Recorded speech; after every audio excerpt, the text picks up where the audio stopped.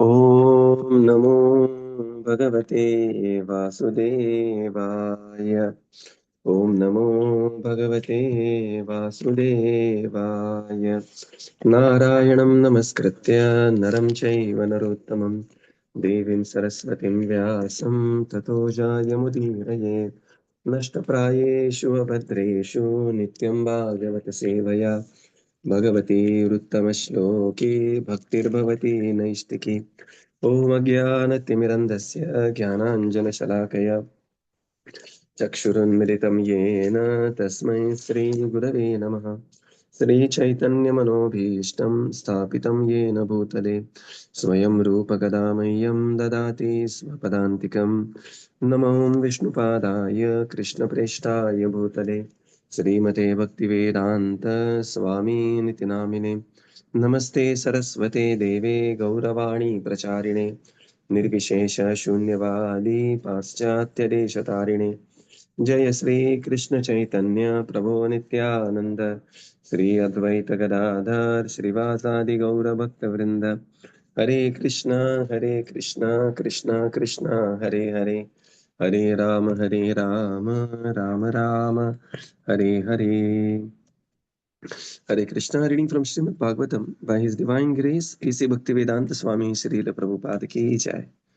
We are reading from Canto 4, Chapter 29, Talks between Narada and King Prachinaparhi. So, I have kind of a throat infection.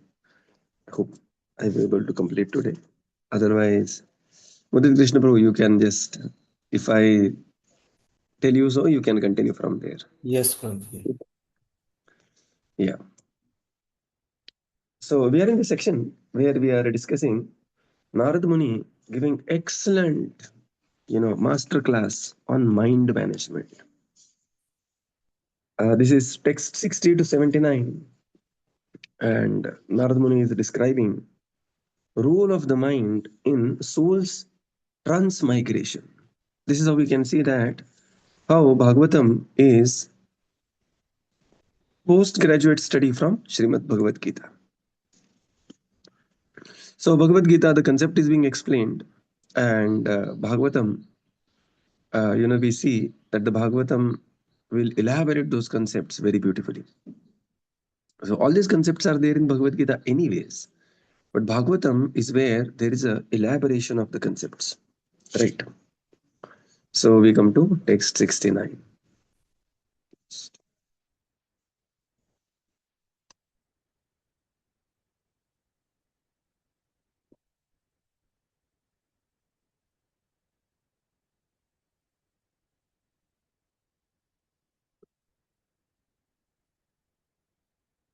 Yeah. सत्त्वैकनिष्ठे मनसि भगवत्पार्श्ववर्तिनि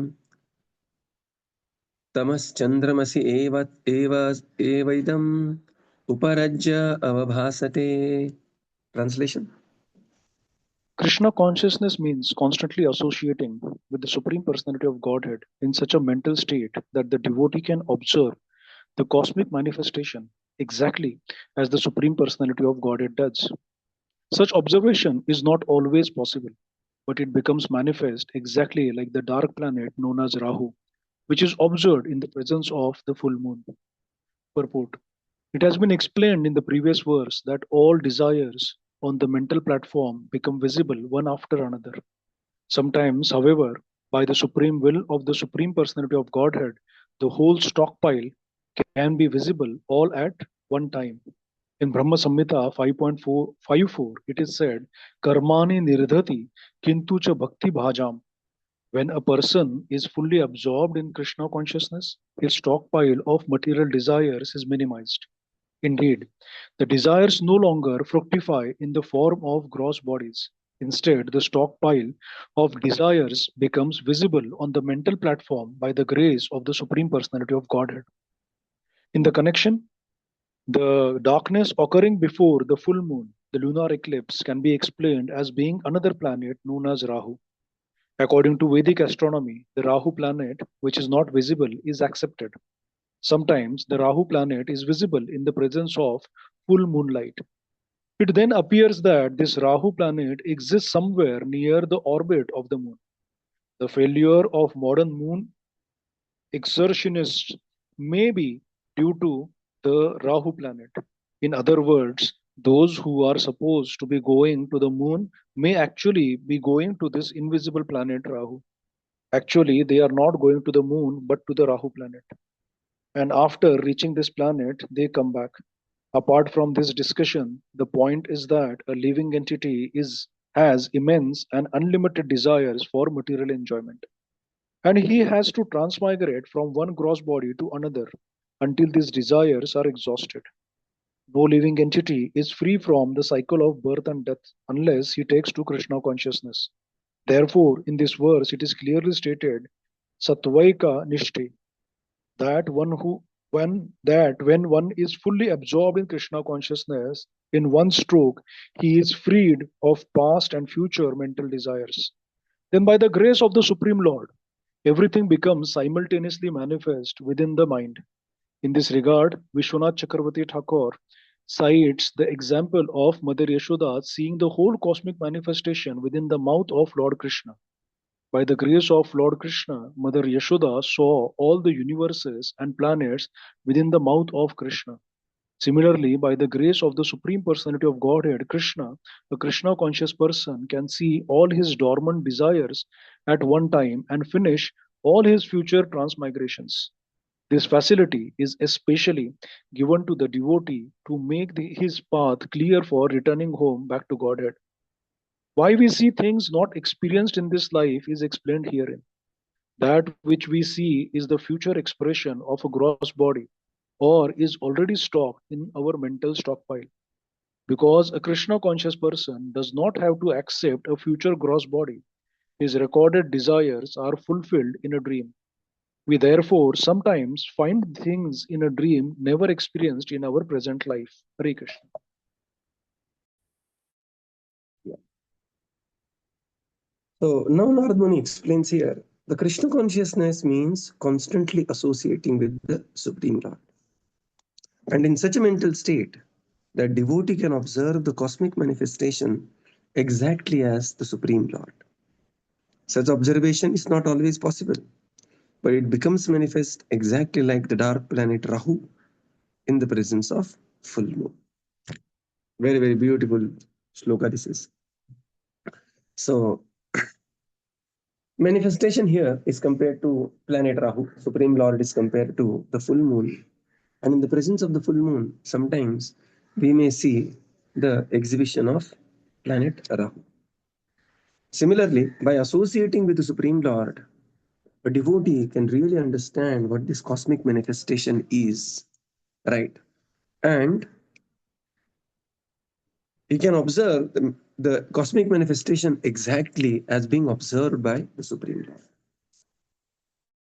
What it means is that a devotee becomes so induced in Krishna consciousness, imbibed, that he develops the vision of Shastra Chakshu. Right. This is the vision of Shastra Chakshu. What is the Shastra Chakshu means? Shastra Chakshu means one can see the world in so many different ways. But we see the world through the eyes of the Shastra, and that is Shastra Chakshu. In the purport, Srila Prabhupada explains that the cosmic manifestation, a living entity, generates a lot of karma. But when somebody is fully absorbed in Krishna consciousness, what happens is that his stockpile of material desires will be minimized. And essentially, these are the desires which are the cause of the gross body. Desires affect the subtle body changes accordingly, and then the gross body is developed. So, because the desires, material desires, they are replaced, they are purified by the spiritual desires, there is no more need of a gross body for devotee of the Supreme Lord. And thus, this stockpile of desires, the first paragraph and last paragraph, Srila Prabhupada connects here. So whenever we have desires, it will lead to gross bodies. But Srila Prabhupada says, one who becomes devotee of the Lord, a serious devotee, This is his last gross body life. Next, at the end of this life, he will go back home, back to Godhead. But then something has to be done with those desires, right? And some experiences have to be avoided, even if minimized. Karmani nirdahati kintu cha bhakti vajam. So, what happens is that Prabhupada says, because the Krishna consciousness person does not have to accept the future gross body, his recorded desires are fulfilled in a dream, right? And therefore, he will get some dream. And those desires, whatever good bad desires, will be accordingly nullified by having good bad dream. Sometimes a devotee may fall sick, and that is also indication that this is the love of the Supreme Lord. How? Because, yeah, because of the past sinful activity, some reaction was supposed to come, and the Lord says, my dear Jiva, you are so sincere that in this life you are going to go back home, back to Godhead. So no more next life. So some karma has to be balanced here and there. It's like the obedient son of a principal in the school, but he has done a lot of mischief in the past. So you cannot completely let go him, right? थोड़ा सा एक token punishment देके, you just say, anyway, he's the son of a principal. Anyway, he's improved so much. But all these previous things he has done, he had gone to Jantar Mantar, he has recorded so many Insta videos, this and that. थोड़ा सा he needs to be reprimanded. And therefore, some token punishment is given. Similarly, this token punishment is given by the Supreme Lord in the form of a dream or some disease here and there, right? So one should not be excessively concluding from the dreams. In fact, a bad dream, one should say, "Thank you, Krishna. You saved my one gross life." Right? One gross body. Punarapi jananam, punarapi maranam, punarapi janani jatare shayanam. So this is the mindset of a devotee. And similarly, maybe also admission in the hospital. Right? Further, now Srila Prabhupada explains. Prabhupada says we'll have another discussion. Prabhupada says this point, apart from this discussion. Okay. So Srila Prabhupada writes, there is a Rahu planet. And modern astronomy is so bewildered that, more and more they come to, more and more they study, more and more they become surprised. And more they become surprised, more and more they become confused. That's what the modern astronomy in, essentially in one line, if you want to summarize.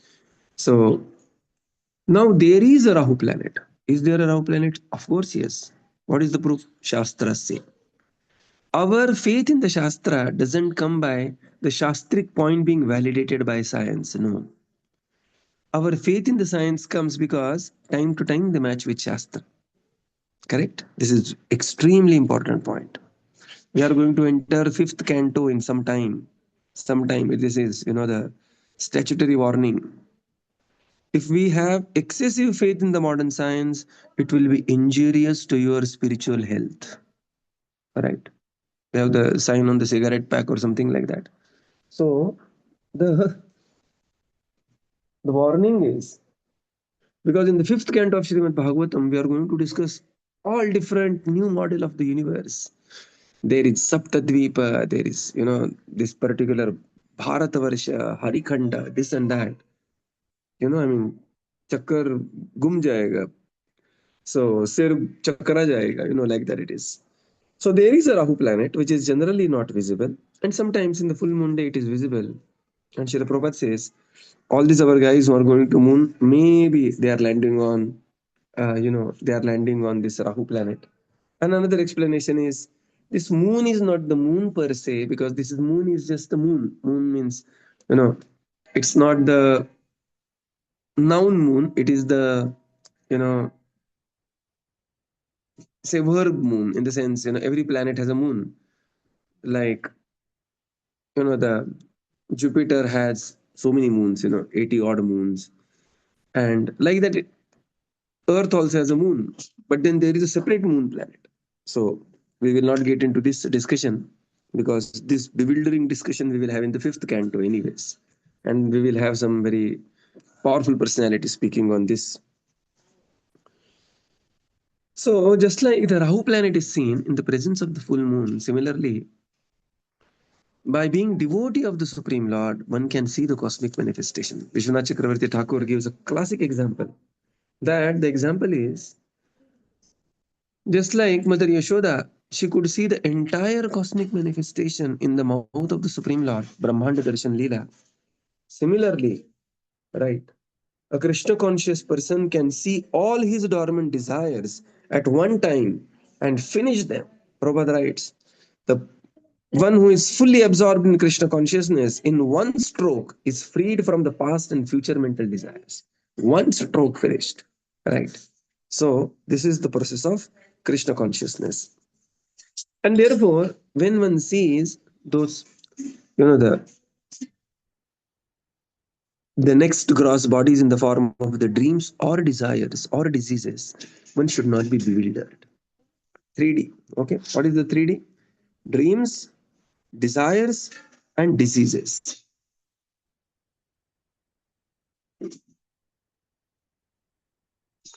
So one should not be bewildered by these three because it is the indication from the Supreme Lord that, my dear living entity, I am finishing off your future gross bodies.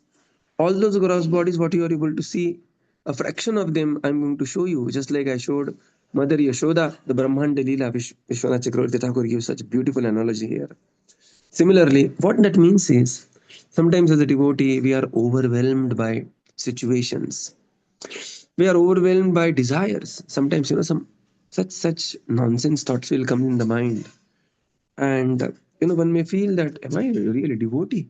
What kind of thoughts these are? When I was not a devotee, such thought never came in my mind, right? Why? Because it is like when you start cleaning the house becomes more dirty initially before it gets cleaned, right?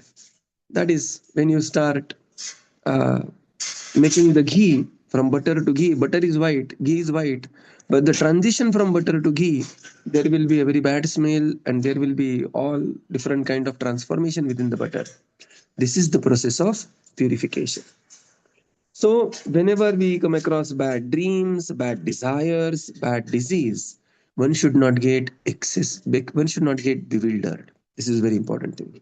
Simply realizing that this is the mercy of the Supreme Lord, tatenu kampa sushamikshamano, bunjana evatmakritam vipakam. And realizing this, that the Lord is giving me minimized reaction, rid vak vapur bhir vidadan namaste. One should be extremely grateful to Lord. And also what is very important is one should not become excessively self-critical. Like this is a very important part. One should not become, like, प्रभु जी, मेरे से कुछ भयानक अपराध हो गया, या फिर maybe I am so sinful that all this is coming to me. And one should not become excessively self-critical. One has to understand, realize that this is another way of Krishna showing his love, and we can realize Krishna's love only when we connect the dots back, right? Some other day we will see the life of the Pandavas, and every calamity Pandavas underwent was actually the preparation for make them most glorified in the pages of Bhagavad Gita and Srimad Bhagavatam. But during the calamity, we should not bewilder, we should not lose our faith in Krishna, we should not act on some of these bewildered state, act nonsensically, and we should not be excessively self-critical. And thus, uh, this is another Maya traps in two ways. This is, one is superiority complex, another is inferiority complex. So one has to get out of these things and simply see the Rahu in the presence of full moon. Like that, Mother Yashoda seeing the entire Brahmanda Darshan in the lotus mouth of the Supreme Lord. So amazing purport Srila Prabhupada writes. Amazing. Text 70.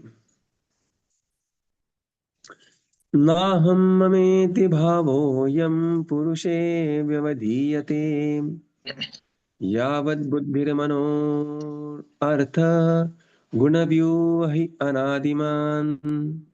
Translation.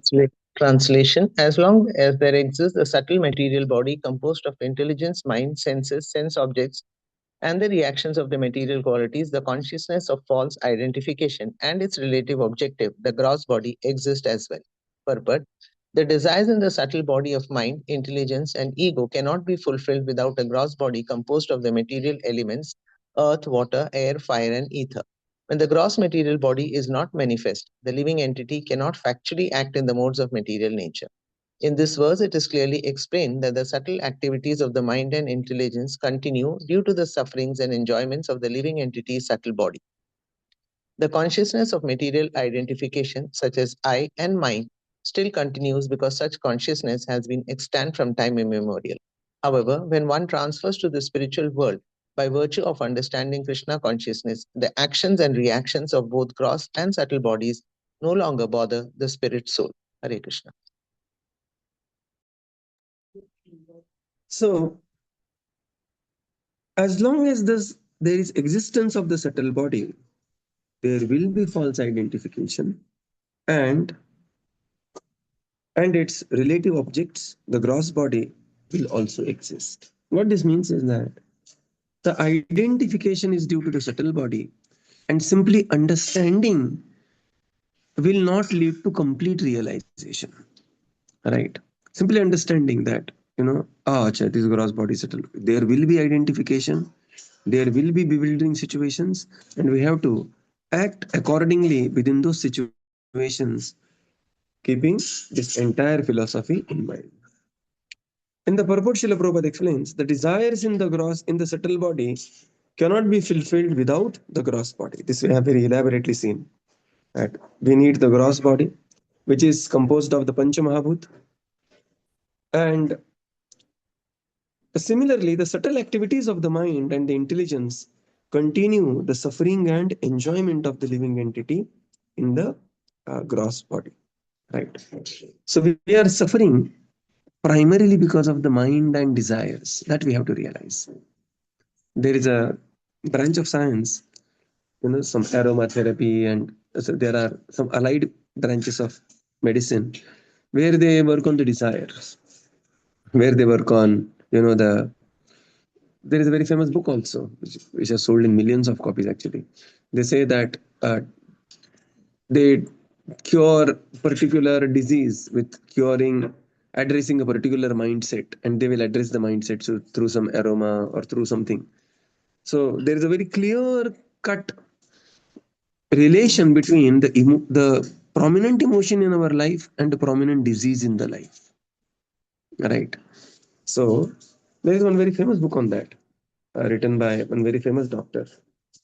That very prominent emotion leading to, and it can be very well correlated to some prominent disease in the life.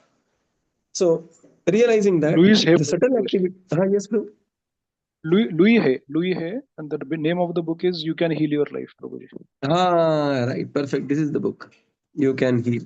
Correct. Louis Hay, You Can Heal. So first we have to heal our subtle body. How to heal the subtle body? But healing the subtle body, Prabhupada says, by the virtue of understanding Krishna consciousness. This is how heal our subtle body, realizing that the false identification is due to the subtle body. Text 71. Suptimurchopatapeshu pranayan vighatatah nehate aham iti jnanam mrityu prajvarayo api. Translation. When the living entity is in deep sleep, when he faints, when there is some great shock on account of severe loss at the time of death, or when the body temperature is very high, the moment of the life air is arrested. At that time, the living entity loses knowledge of identifying the body with the self. Purport: foolish people deny the existence of the soul, but it is a fact that when we sleep, we forget the identity of material body, and when we awake, we forget the identity of the subtle body. In other words, while sleeping, we forget the activities of the gross body, and when active in the gross body, we forget the activities of sleeping. Actually, both states, sleeping and waking, are creations of the illusory energy. The living entity actually has no connection with either the activities of sleep or the activities of the so-called vacant state. When a person is in deep sleep or when he has fainted, he forgets his gross body. Similarly, under chloroform or some other anesthetic, the living entity forgets his gross body and does not feel pain or pleasure during a surgical operation. Similarly, when a man is suddenly shocked by some great loss, he forgets his identification with the gross body. At the time of death, when the temperature of the body rises to 107 degree, the living entity falls into a coma and is unable to identify his gross body. In such cases, the life air that moves within the body is choked up and the living entity forgets his identification with the gross body. Because of our ignorance of the spiritual body, of which we have no experience, we do not know of the activities of the spiritual body.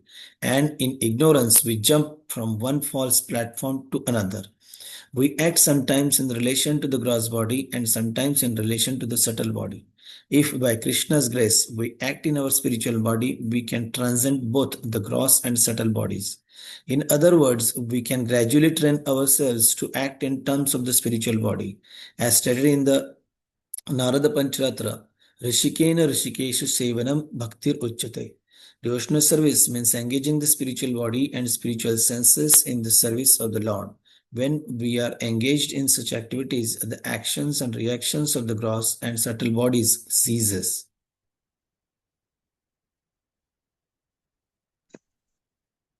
Now Narad Muni explains how the subtle body is not destroyed when the senses are inactive.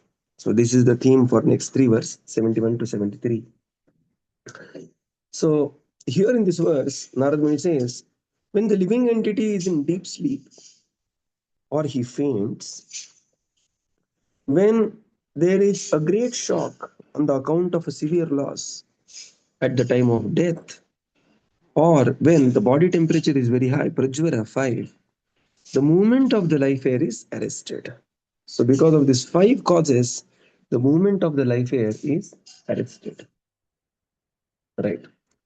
And in this state, the senses become inactive to different degrees, and thus one does not identify self with the body. However, the subtle body doesn't cease to exist. This is the point is. In the purport, Srila Prabhupada explains that the foolish people, they deny the existence of soul. But the fact is that now now here this word in the translation, the word at that point, mark those words. At that point, the living entity loses the knowledge of identifying body with the self. Means Prajvara is the point where everybody, including the world-class atheist like Dr. Shriram Lagu or somebody like that, okay, everybody becomes aware that, sir, I am not the body, I am soul. That is the point of Prajvara. Right. Now you understand how the transmigration is taking place. This is the Prajvara point. Just before death, everybody becomes self-realized, in a sense that he realizes that he is the soul, not the body. He has to give up the body. All those desires which are accumulated in this this life becomes one prominent desire. Accordingly, the subtle body is trained, changed, and the transmigration will take place. So this is the point of at that point is very important. Now, Srila Prabhupada writes so beautiful purport. When we are awake, Prabhupada says, when we sleep, we forget the gross body. What is the proof? Sir, going to the dream is a proof, right? When we are awake, we forget the subtle body. In fact, just being conscious that these are the thoughts, I am not my thoughts, and thoughts are coming in mind, and it's just an indication or a push from within, but it's not me. That itself can save us from so many problems, right? So, when we are awake, we forget the subtle body. When we are sleeping, we forget the gross body. Thus, sleeping and waking up, they are both creation of illusory energy for the living entity. And what happens is we are expertly changing the platforms, forgetting gross body, forgetting subtle body, forgetting gross body, forgetting subtle body. This is how we are expertly changing the platforms. And by changing these platforms, we are in perpetual illusion. Now, Srila Prabhupada says that one can see during the anesthesia or during coma, the particular fluid is injected and person forgets the gross body. The body has a severe pain, but under the influence of the anesthetic chemical, person has completely forgotten the pain, right?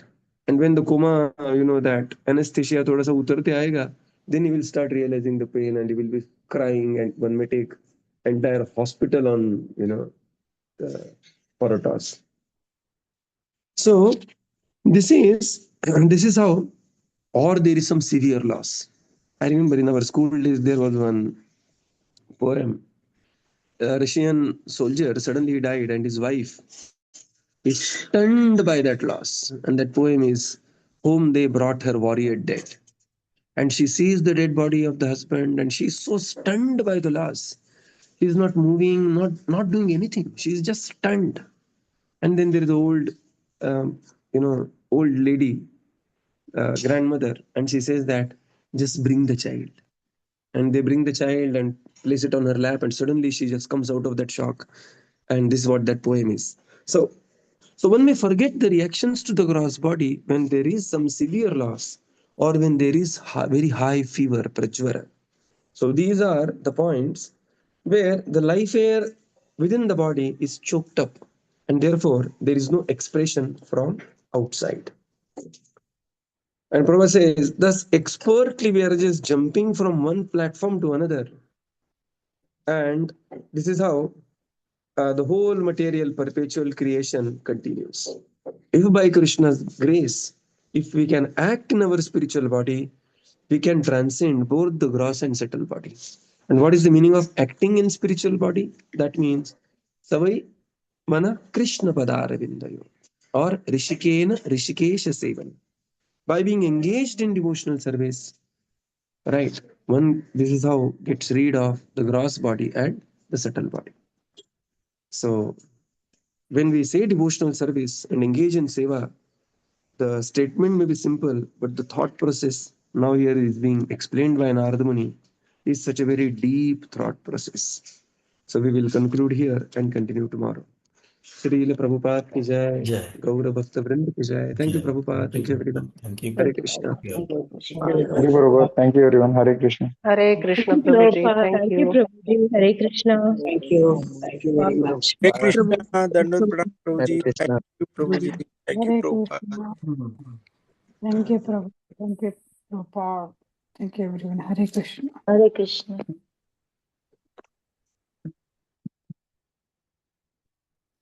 Thank you, Prabhu. Thank you, Prabhupada. Hare Krishna.